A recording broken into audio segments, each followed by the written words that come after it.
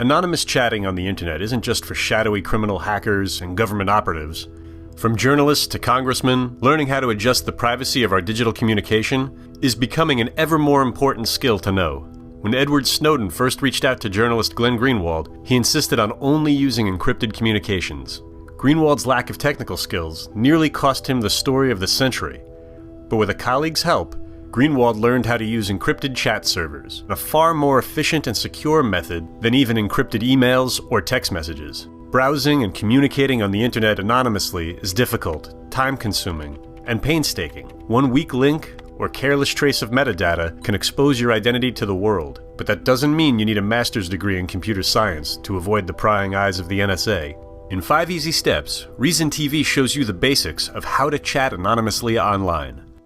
Step 1. Download the Tor browser.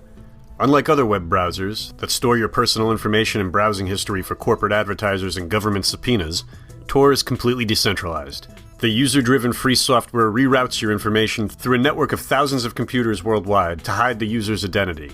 Now known publicly through Snowden's revelations, the Five Eyes, the Anglophone allies who frequently collaborate as the greatest global spying behemoth ever known, have admitted being unable to directly de-anonymize any specific Tor user. And although they've been able to de-anonymize a few random Tor users, they still can't do it on demand. From this point on, for the purposes of maintaining anonymity, you should always be using the Tor browser when downloading subsequent applications and creating personal accounts associated with those applications.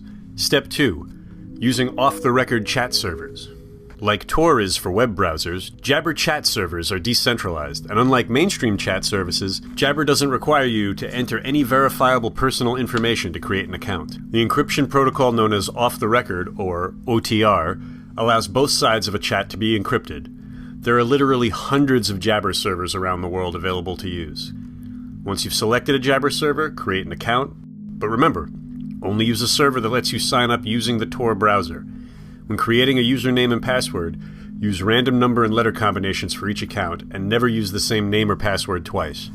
Also, be sure to write down this information and keep it in a safe place. Uploading this information to an insecure cloud-based server like Dropbox or Evernote, or God forbid, email, puts your security at needless risk and jeopardizes your anonymity.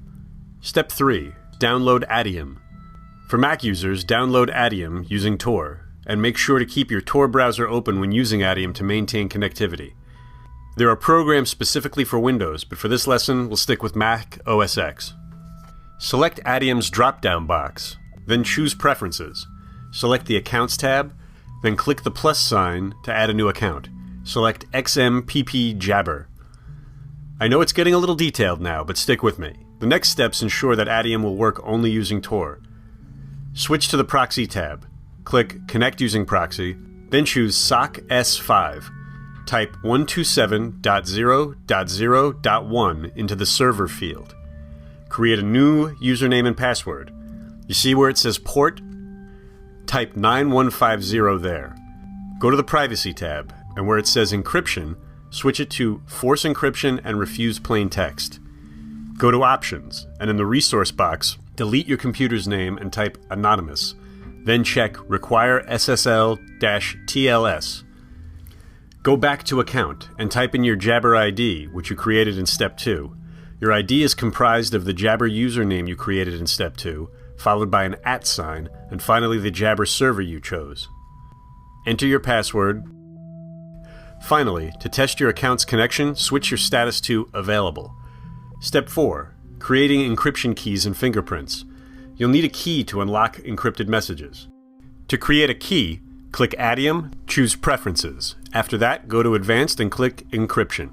Select your account and click Generate, which will create your encryption key and fingerprint. To have an encrypted chat, a person needs to know your Jabber username, server, and your fingerprint. Exchange fingerprints over another communication channel. Step 5. To verify contacts, add a person's Jabber ID. Remember, this is your username plus an @ sign plus the Jabber server to your contacts. If the contact is online, you will only be able to see them if they have authorized your contact request. Once they have, you can authorize them back. Finally, you can click on the contact and begin chatting. Though you've sent a message, you will only be certain your chat is secure if the fingerprints match. Compare them in the OTR fingerprint verification box, which should pop up after the first message has been sent. If every single character matches, you can trust this contact. And that's it. Happy anonymous chatting.